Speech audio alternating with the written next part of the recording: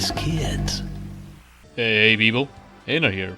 Today we shall be returning to the Nickelodeon mines. Dear God, it's empty in here. Almost like all the good ideas have been taken away from this cave. While I will still be completely ignoring all the live action garbage, I will make it one exception for one animated spin-off. And I'm not talking about the Little Sam and Cat show, because why make something good, new and original when you can milk the fourth least known Dan Snyder child exploitation project? Other than that, we will be discussing some great shows, some shit shows, and one show that became Nick's new hit franchise for the better or worse. Like Mario once said, let's say go to hell before you die.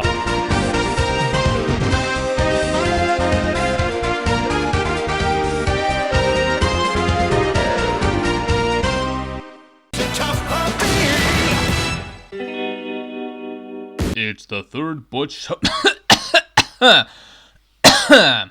Fuck. It's the third Butch Hartman show, and it's about spies that are also furries. Well, Kitty Catchwell is probably the only thing people remember from the show, and it's for the most obvious of reasons. Tough Puppy is all the lazy, redundant, and annoying tropes of the old Butch shows without the charm that early Fairly Odd Parents and 2/3 of Danny Fandom gave us before, because you know, other people helped. Because this feels like all Butch doing. My first impression went like this. God damn, this stupid dog, played by Spencer from iCarly, is the most annoying thing I've ever had the pleasure to listen to. No, that's not true, because everyone in this show is annoying. As much as Kitty plays the straight man to everyone's shenanigans, that's only like 1/3 of the time, because she can easily be just as annoying as everyone else. This show is some hot garbage. This is like one of those in-universe shows and the real shows that would be too stupid to exist, like Itchy and Scratchy, but it's a real show that's only gonna draw you with the promise that it's gonna be like, you know, those two. Well, considering both shows got downgraded later on, this entire show is just those era made into a show with no highs. So I can't say it's disappointing if you look at it from that perspective. And considering there's only one more Butch show left, and it might be the worst one according to some, well, we shall wait and see, cause for now, Tough Puppy is by far the worst he has offered us. You know, in terms of shows, not like in terms of what he has done in real life. It's a kinda insane claim to make, cause I've heard some people actually enjoy the show, but if you have watched my videos for a while, you would know that I'm not some people. I am me, and I give this show a big fat F. Come join the club. We are the race.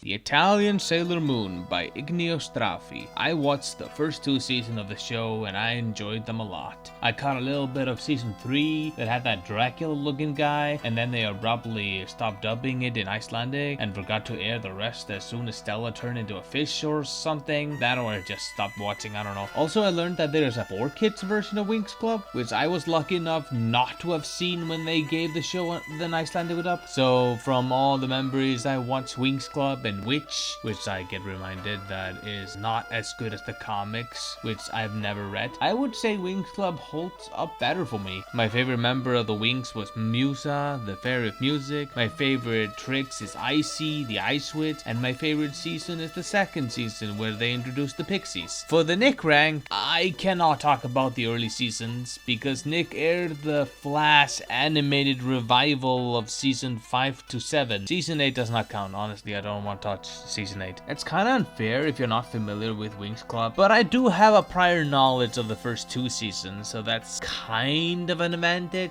And season 5 starts off with like a light introduction to the world. The show is practically still the same show with the same fairy girls stopping the same 3 evil witches like they have been doing before, with some new villains that sure do exist. But now the girls all speak the same, everything is slower, it feels blander, and they added shitty CGI for their specific action scenes, even if the majority of the fight scenes are 2D animated. There used to be so much charm to the early seasons, a lot of character drama with actual stakes and hype moments. Now it's just a boring magical girl slop. Frankly, I started watching Sailor Moon not so long ago, and that shit fucking rocks. I don't know, if you're a huge Winx Club fan, maybe you'll like this show and all the other weird spin-off shows like the one about the Pixies, or whether Winx are talent agents, but it's framed like a spy show, or a live action show, or the reboot that used AI for its concept art. That or you're a really smart fan and you actually think these seasons are garbage. And my impression is a C. I skadooshed your uncle! Sweet. DreamWorks is back with another show based on a classic franchise, Kung Fu Panda, with a good first movie, an excellent second movie, a third movie, and the fourth one I haven't seen yet. Legend of Awesomeness is one of many Kung Fu Panda shows, other being The Paws of Destiny that takes place after the third movie, and The Dragon Knight that takes place after The Paws of Destiny that features the Queen of England, who is a corgi, because of course he is. But KFP LOA takes place right after the first movie and before the second movie until season 2, where they mention it past tense, so we can just take it easy by introducing a bunch of lore that will not come up in any of the movies. This DreamWorks show probably has the most care put into it in terms of well-paced and well-animated choreographed action scenes. In terms of stories, I mean, they're fine, I guess. I think they take more of a backseat for the action to shine, even with an okay animation quality for a TV show. In fact, the majority of the big stories is just Oogway gatekeeping Kung Fu by sending a bunch of people who give off bad vibes into exile, only for them to come back to haunt Master Shifu and his students until Po skadooshes them to death. Also, Po gets some character growth throughout the show, so it kinda makes sense why the Furious 5 like and respect him in the sequels, as opposed to just assume that little to no time took place between movies. So you know what? This is probably the best Kung Fu Panda show. I think. I haven't watched the other one. This show gets a B. Robot monster right now! Marv. Created by Dave Presser, Joshua Sternin, and Jennifer Ventimiglia, it's a show about a robot and a monster where they do stuff together in a world of robots and monsters. So like Robotomy, but with monsters, and I gotta apologize for Robotomy. That show was slightly better than this show. Not gonna lie, there is not much to this short-lived show compared to the two bigger shows that it was tragically sandwiched between. I think the main duo are very boring. One is dumb, the other's a grunt. They have a dog named Marv. He's like one of the three things that gave me any sort of reaction. Second was the girl duo, who have more of an interesting dynamic, and their designs are even more appealing than these two bozos. And the third being the last episode, which was a musical episode slash Yoko Ono slander. Honestly, it was done better in Powerpuff Girls, but this is slightly better than the rest of the show. The show is very slow in terms of almost everything. The pace, the animation, even the jokes take like a whole minute to be delivered. I can barely think of anything nice to say other than those three other things that I said I liked about the show. Like, it looks acceptable, nothing amazing or anything. It's not terrible or anything, it's just boring. Yeah, that's it, not for me. See, it's time to talk about the Ninja Turtle shows. All three of them. That does not sound right. Also, no, I'm not talking about the 80s show, even though the Nickelodeon fighting games put the 80s turtles in their fighting game as opposed to, you know, the ones they actually made. Whatever.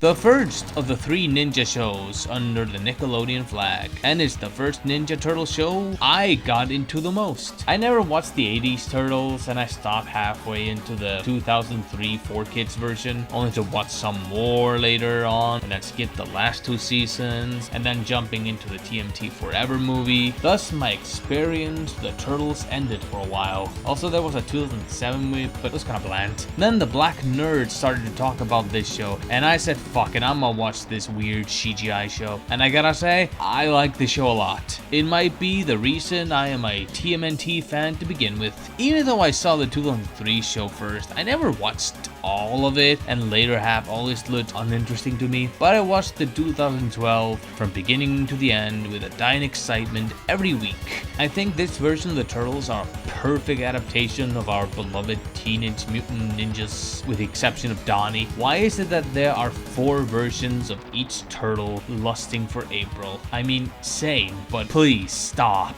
The supporting cast are all fun with the exception of Casey Jones, because I may have never watched the 80s show, but 80s Casey is peak Casey. And the villains are amazing. I don't care what anyone says. This Bebop and Rocksteady are the best. Every episode ended with the most bone-chilling cliffhanger, and every follow-up episode lived up to the expectation. Every arc expanded on the cast and their world, and then they went to space, which is always a sign when a show has run out of ideas, but the show goes on after that with an amazing conclusions all over, with the final season being a mythology. Sometimes we got an amazing standalone episodes like Lone Rat and Cups, some bad shit insane amazing concepts like what if the turtles were Mad Max, or we get a crossover with the 80s cartoon. Again, the Mad Max episode was supposed to be the finale, but I think Bebop and Rocksteady saving the world from 80s Shredder is a much better bookend, in my opinion. Maybe I'm biased. It wasn't as grand as finally we fucking killed Shredder, but I digress. The show might have some problems like weird love subplots with only one good one. Some standalone episodes are very subpar, and the animation and character design looked a little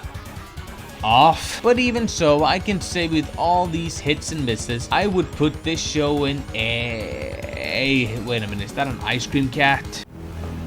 10 out of 10, best show, S rank, S rank, S rank. Rise of the Teenage Mutant Ninja Turtles. Teenage Mutant Ninja Turtles. Using the half shell. The second of the 3 Ninja Turtle shows, and boy, this is a special one. After the conclusion of the 2012 show that made some drastic choices, those would be nothing in comparison to what this show did. They gave the Turtles new designs, new weapons. April and Splinter felt like brand new characters that didn't look or act anything like the maturity of their former evergreen adaptations, and good animation.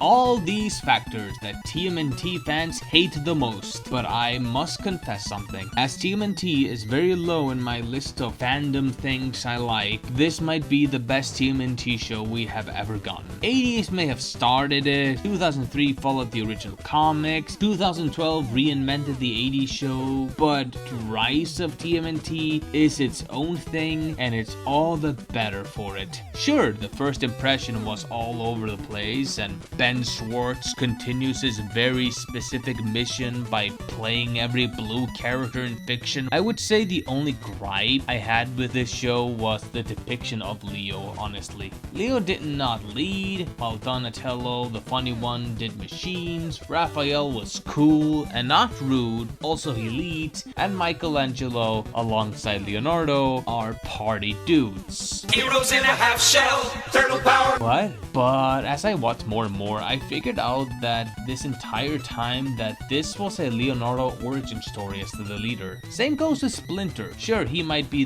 their fat lazy dad, but later on he becomes the best character of the entire show. But if you want to talk about the greatest reinvention, then I would say this show gave us the best version of the Shredder, because the idea of Shredder is more popular than actual versions of Shredder. But this version is the ideal version of the idea, and I'm not going to talk about him because that would be spoiling the entire show. In fact, if you have never seen this show, then do it. It has the best animation I've seen, the funniest cast of characters, the coolest season finale, and an excellent movie to end on. Another turtle show gets the S rank. 1, 2, 3, 4. Teenage Mutant Ninja Turtles. It's the third and final TMNT Nickelodeon show. That is still a weird thing to say, and this might be the third best show in this retrospective. It's also the only one based on a movie, Mutant Mayhem. I like the movie. It's a visual masterpiece with a perfect story about change and acceptance, which are two things that TMNT don't like because they didn't accept the changes. Most of the criticism the movie got revolved around April being black and a little overweight.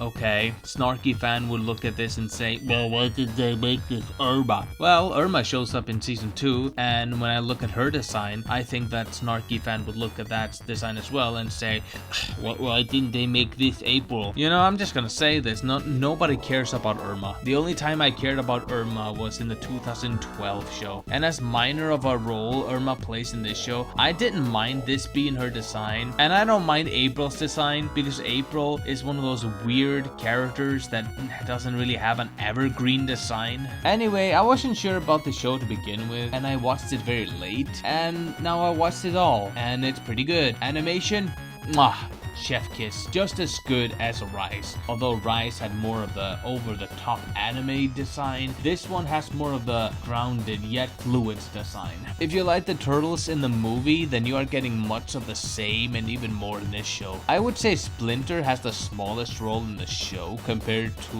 the movie, where he learns to stop being racist, because the show decides to give more screen time to the other mutants that appeared in the movie, because you know, they didn't do that whole lot in the movie. I didn't know anything about Wingnut, but now I love Wingnut after watching this show. Wingnut name drops One Piece. They make a reference to Pell's sacrifice with Pigeon Pete, the best worst character in the show. Why is this show trying to appeal to my very specific niche? The villains in the show are also a big highlight. Season 1 gave us 2 villains who were both sympathetic and almost vile in separate ways, with a story structure of telling one story from all the turtles' perspective.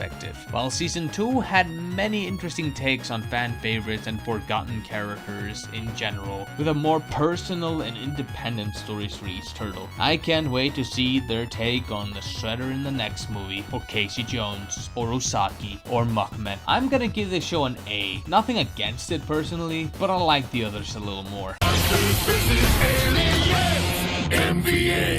The third and final show that's based on a DreamWorks movie of the same name, specifically by Nickelodeon. I need to emphasize by Nickelodeon. I'm not gonna talk about the other shows. Maybe next time for a very specific thing, but not now. And unlike Madagascar and Kung Fu Panda that are generally beloved franchises, Monster vs. Aliens is the least beloved movie from their catalog, or second, or third, or fourth, or okay, look, it's not anyone's favorite, yet it's not their worst movie. I'll say this though, it looks a hell of a lot better than the show. I could say that with all the DreamWorks shows I have and have not talked about, but it's very noticeable here. Like with Kung Fu Panda, the show takes place after the movie and expands on the cast and their world more. Also, did you like the joke where President Hathaway in the movie screamed like a girl? They do that joke like 5 times in the first episode, and he's not even voiced by Stephen Colbert anymore, but instead it's James Patrick Stewart, you know, Sigbar from Kingdom Hearts? No, never heard of him. And yes, saying that the famous actors are not in the TV series based on a movie is kind of a no shit statement, but I know Steven has done voice roles in TV before, so what excuse does this show have? Alright, the budget. Speaking of saving money, Insectosaurus isn't in this show because he was too big, which is a similar reason as why Susan can now alter her height at will. I'm not saying Insectosaurus was the best thing about the movie. I'm just saying, if you can afford to have her, then why even make this show? Like, what are we doing here? I guess the best thing this show offers us is an actual cast of aliens, which is better than the movie that had a singular alien. Other than that, this might be the most unnecessary spin-off material, because if it can't have all the cast members without an explanation, then you truly have scraped the bottom of the barrel. Until they made the Megamind show, so now we know what a downgrade really looks like. With that out of the way, I think the show is whatever. It's painfully whatever. Low B, whatever. I made it up! Yes! What is this Bob's ass burger regular ass show looking ass show? What? Why? It's Sanjay and Craig, created by Jim Dershberger. This is Sanjay, he's a boy. This is a snake that talks. His name is Craig. They have the same personality. Not the ideal boy-animal duo. That's not an opinion, that's a fact. The show itself is kinda annoying and very gross. All the gross out jokes this gross world has to offer us is in this show. Butt, poop, fart jokes, but no piss. There must be some standards. One of the worst episodes the show has is called Fart Baby, where Sanjay becomes Mpreg with a radioactive fart cloud.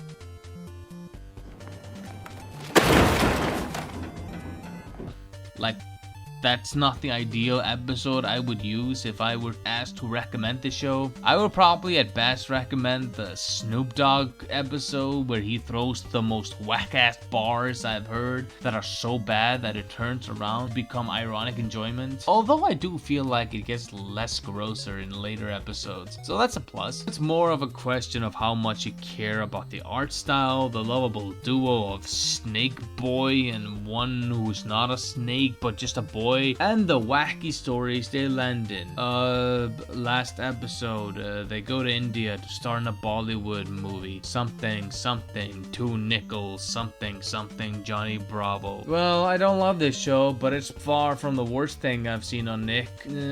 See? Not to be confused to the cartoon Saloon movie, which is based on the Deborah Ellis's novel of the same name, and from what I'm seeing, you might as well read the book or watch the movie. Based on the short by Gary Doodles de Raffaele and Steve Borst, the show is about 2 ducks who deliver bread to other ducks. Also, the world revolves around bread. It's just Torigo, but with only bread, and the creators did not try to pay an underage person for sex. It's your classic random equals funny show. It's not as annoying as I thought it would be, but it's not that great. The duo are very whatever. The majority of the supporting cast are whatever. Unski the Viking Beaver and T-Mitty are funny concepts, but they got very tired. It's just tiring, loud, fast, and not my brand of humor. Honestly, it's kinda getting tiring that we're getting so many mid to bad Nick shows around the same time back to back. But it's not the most horrendous show, so I guess I'll just give it a C. I just hope the next show will fucking blow my dick off. I need that right now. Please, Nickelodeon, make the next show that I'm gonna talk about blow my dick off. I beg you, please blow my dick off. It's our second Cartoon Network creator for this retrospective, C.H. Greenblatt. Known for his classic CN shows Chowder and Jellystone, comes his Nickelodeon show Harvey Beaks. And boy, do I hate the story behind its cancellation. Telling the guy behind the show it's over via Twitter instead of, in person, and making him do a scripted apology for fans. Maybe this is the real beginning of the Nick's dark age. And it's truly a tragedy because this might be one of my favorite shows from this era of Nickelodeon. For the looks department, well, if you like Chowder, then you are probably gonna like this show as well. And no surprise, the show is very funny because C.H. Greenblatt knows how to make comedy gold. In terms of the characters, they are also comedy gold. Love the main trio. Harvey is a good boy, Fee and Foo are hilarious, and that bunny kid is weird because every time C.H. Greenblatt voices anything, it's always weird. But this show can be surprisingly sad and emotional at times. Like, there's this one character named Blister who only appears in 3 episodes, only to pass away in his last appearance. They even try to play it off as a red herring for a while, only to gut punch you in the end. That actually made me cry. Even the finale where Fee and Foo meet their parents made me cry. And you know what? This might be C.H. Greenblatt's masterpiece, and I'll never forgive Nick for this. S. Fuck you, Nick. Fuck you. Never has there been a more literal title for a show until Boy Girl Dog Cat and Mouse Cheese came out a few years later. Created by Dave Cooper and Johnny Ryan, comes the most visually distinct show about a orthopteran insect, a fruit berry of the apple variety, a caprahicus, and a sus that all live together to get into their own weird ass adventures that all come together in the end. The show has a similar screwball comedy that you might be familiar with Nick's of old with anthropomorphic animals. But the biggest hook this show has to offer are the titular quartet and their story structures. We have Pig, the lovable doofus who loves pickles and is probably the closest to a moral compass of the roommates, which is not saying much. There's Goat, the starving artist with anger issues and is kind of a freak. Banana, that works as a camp counselor, and based on his selfish attitude, I'm surprised he didn't put Heifer into that closet in Camp Laszlo. And lastly, Cricket, the scientist who fills all the mad scientist tropes in a cast full of weirdos. Honestly, I like all of them and their stupid wacky adventures they get into. My favorite has to be the episode where Pig becomes a cock, get it? Goat befriends a cockroach, Banana gets kidnapped by a koala who wants to skin him, and Cricket tries to get his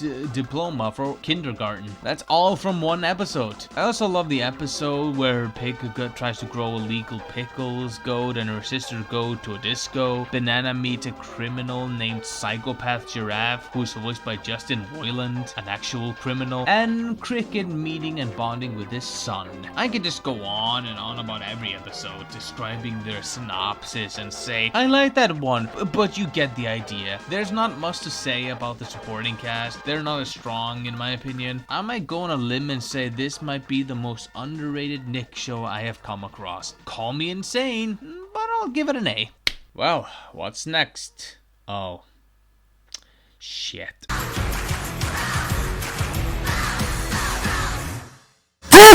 Christopher Mason Savino, the man who wrote, directed, animated for many of our favorite childhood shows until 2016, where he brought to the world the second longest Nickelodeon show and the third or fourth biggest Nickelodeon franchise of all time, The Loud House, a show about one boy and 10 girls that he would never trade for the world, except that one episode where he dreamed that he had 10 brothers. We'll just forget that happened. Nobody likes that episode. The only thing we can't forget are the allegations against Chris, which led to him getting fired after season 3. But since this was a highly beloved, popular show that Nick has made for a long time, they decided to get someone else to run the show, and voila! Now the show actually focuses on the other sisters because Lincoln's whole focus was based on Chris's childhood perspective, for what that's worth. To be fair, the majority of Loud House fans can agree that the sisters are more interesting characters, as long as the fans are not writing their longest fanfics in the world and shipping them with each other. Yeah, that's like the only thing I can agree with the fans on. But anywho, Loud House is a chaotic mess of highs and lows. It's a bold show that features same-sex relationship, which is base, and it wasn't a bait like they have done in the past. And with all the sisters getting their own focus, they even have their own supporting cast, which is not an easy task to balance. And depending on which sister you like the most, it's a mixed bag of what you're going to get. Fan favorites like Luna and Lucy, maybe you'll get a surprise like Lenny and Lynn, or you get a Lisa and Luann episode, which are the least favorite sisters. Sadly, this is the second Nick show to get a live action remake that nobody asked for and nobody watched it. The really Loud House? How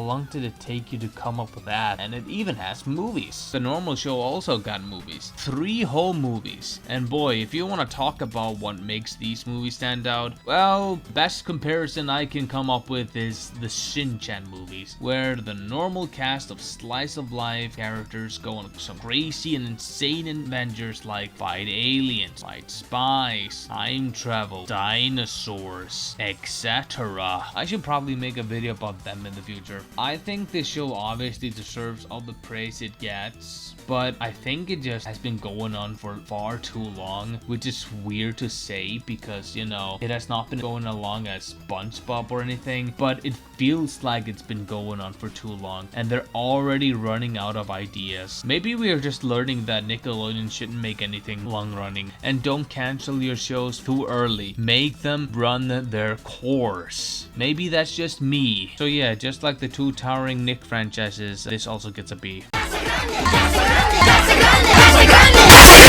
The spin-off of Loud House, where Ronnie Ann, Lincoln's best friend and love interest, moved away to a city to live with her extended family, the Casagrandes. So basically the Cleveland show. We have had some wild takes on spin-off shows, from sequels and a popular supporting character getting their own spotlight, also a reboot. But what does the Casagrande offers us? Honestly, pretty much the same thing as Loud House. 1 girl, 3 boys, 2 men men, 3 women, and Ronnie Ann. Wouldn't trade it for the world. Also some animals, but we didn't count them in the Loud House segment, so fuck it. Who cares about dog, cat, and the goldfish? And who cares about the talking parrot, honestly? I hate this parrot so much. I thought their backdoor pilot episode in the Loud House was very decent. They even got 9 whole episodes in a row during their season 4 premiere, and just after that, during the same year, we got the Casagrandes show. I think the Casagrandes show is okay, but I don't think it stands out as its own show. I think the family is good and the new supporting characters are fine. Love you, CJ. You are perfect. It just doesn't do a whole lot to stand out compared to Loud House. I mean, Ronnie Ann is a much better lead than Lincoln, that's for sure. Lincoln's sister especially make up for his averageness. And you know what? Ronnie's family are just as compelling compared to what we had. They're not as gimmicky and one-note as some of the Loud sisters tend to be. Sadly, the show only lasted 4 years, while obviously Loud House is still ongoing, alongside the Spuns for the better or worse. Mostly worse. There even with Loud House episode where both families interact with each other after the show ends, and oh my god, this is the Cleveland show. Ronnie Ann is Cleveland Brown. She was a unique enough a character, got her own show, and now it has ended and has become irrelevant as time goes on. Weirdly enough, a movie came out serving as the finale 2 years after it ended. And just like the Loud House movies, they introduced something supernatural and or science fictional to the mix for an extreme and unforgettable climax to a slice of life TV show. And hey, if it worked once, it would probably work twice. The movie and the show are fine. Compared to the other spin-off show, this might be the second best Nick has to offer in my opinion.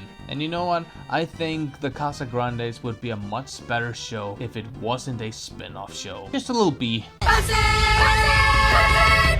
is a beast!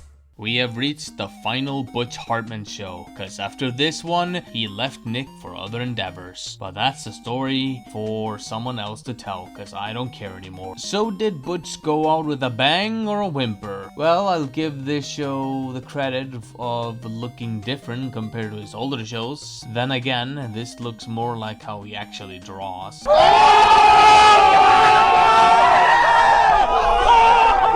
When I learned that the last half of season 10 of Fairly Odd Parents changed the animation style to Flash as a marketing ploy to promote this show, I assumed that this show would look just as bad, but weirdly enough, it's passable here. I'm not gonna judge this whole show based only on looks and Butch's whole thing of being him. Probably would. That was probably your Mikey is a nothing character. He's there to be a self-insert if you want to imagine yourself in a world of Bunsen, which, you know, you could have picked a better Butch show to self-insert yourself into. I would have inserted myself into Dan Danger rather than this. I think Panda is fine enough of a Crocker-like antagonist. I mean, she's no Crocker, but at least she's not the weird rat guy from Tough Puppy, or Foop, or Crocker in the later seasons. The comedy in this show is very Butch coded. You know, one of those, gee, I wonder if this is gonna happen. Well, that just happened. He's right behind me, isn't he? Women, am I right? I hate my life and my pain is for the world's enjoyment. And my favorite, references. And even if there is a joke that could work, it falls very flat. And lastly, Bunsen's voice is terrible. And so is Mikey's. Yep, I got nothing else to say. The show is not for me, not the worst thing. Better than Tough Puppy, that's for sure. See? Oh my god, I'm so fucking sassy today. I'm losing my fucking voice. Oh god.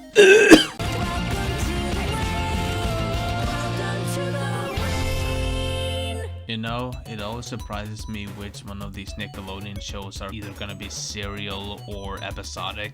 When I saw Welcome to the Waynes, I thought this was gonna be some Eloise at the Plaza shit. But no, I got Gravity Falls, or Stranger Things, or Higurashi. Welcome to the Wayne, created by Billy Lopez, started off as minisodes and then evolved into a show with an overarching story filled with action and mysteries. It tells the tale of Ansi Molina, a boy who moves into the Wayne, an apartment building filled with strange and mysterious creatures that only he and other people that live in the building, like the two siblings Ollie and Caroline, can see and hear, while at the same time they try to stop a bunch of spies employees from exploiting the resources of the building. In terms of plot, I'm very invested in the mysteries the building has to offer. The characters are fine for the most part. Angie is your awkward, everyday germaphobe, but the siblings are a mixed bag. I really like Cyril and she's really fun, but Ollie is just annoying. I wanted to give him the benefit of the doubt, but he just is like this all the time. I wish this was like Higurashi so someone could bash his fucking head. Thank God he's the only flaw this show has, cause it's a pretty good show. I like the rest of the cast with weirdos and freaks. I like how every episode follows up from the last one, and I like the art style despite it looking like a cleaner Rick and Morty in more ways than one. Overall, I'll give it a B.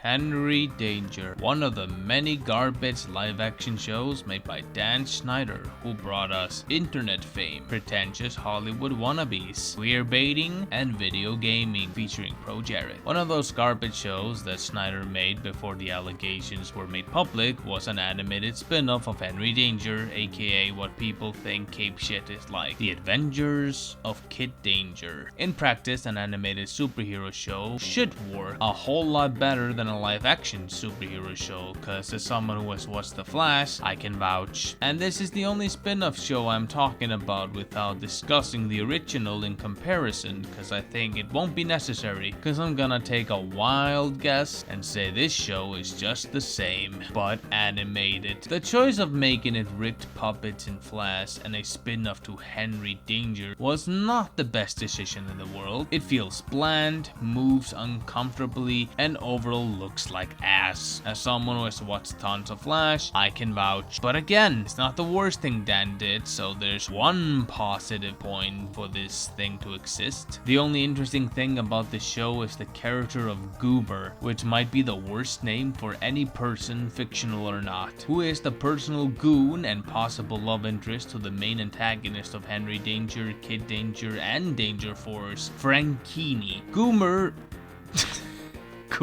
the Goomer the Gooner. Goomer the Gooner actually originated from the spin-off show Sam and Cat, that is a spin-off to iCarly and Victorious, because Dan thinks he's so clever when he puts shit ton of Nick sitcoms cameos in every show that he had his stinky fingers in. Motherfucker thought he was cooking up the NSEU. I haven't watched any of these sitcoms apart from these two, and watching any other of these shows sounds like a pain in my ass. You might be wondering why I haven't been saying anything else about Kid Danger. Well, that's because there isn't anything to say really. This is the most nothing show in this entire retrospective, and this might be a hot take, but maybe we shouldn't continue making so many spin-off shows based on works by problematic people, especially if those original shows were not that great to begin with, which is why this show gets a broken marriage out of 10.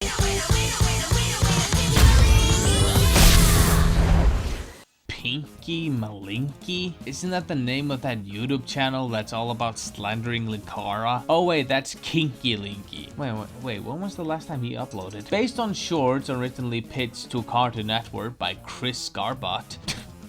Gar. Pinky Malinky is a show about a YouTuber who is also a sentient hot dog, where he does YouTube vids with his friends and family who are all humans. Maybe Pinky's videos would be much better if he were a drama channel. As a premise, I didn't really care or bother with the show at first, but then I decided to do this retrospective, so I had to check it out. It's okay. I think the aspect of the show being filmed on camera is kinda neat, and the art is decent at best. The jokes are very hit and miss. I chuckled a few times and actually laughed out loud once thanks to Susie, the best background character in the show. One joke I didn't care for was Pinky's friend JJ having an unhealthy crush on his mom. I mean, same, but I don't want to see that. The last episode was a strange one. Some woman shows up and says Pinky can compete in a mascot competition for his school cause he's a stinky wiener, and then the principal kills her for being racist. Yay! Racism loses! It's whatever, maybe you'll see something I don't. See.